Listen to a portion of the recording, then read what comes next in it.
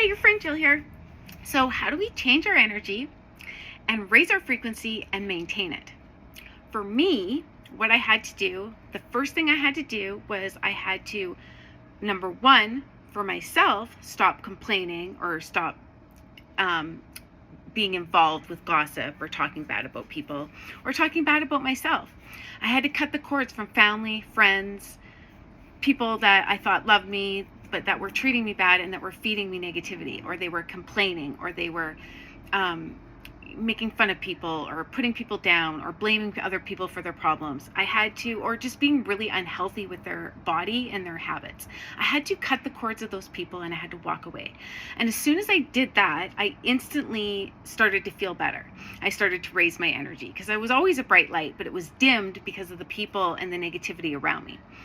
Then at that point, I called my power back to me and I started to write out my feelings. I started to write when I would have memory and emotion attached, I would feel it as it would come up and I would write it out and I would clear myself of it because it no longer served me, and I would get it out of my mind and out of my vessel and I was able to let it go.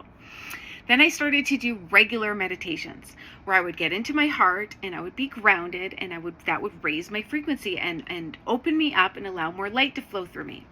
I would walk in nature. I would exercise. I started to change my diet. I started to detox myself and put less toxins in my body.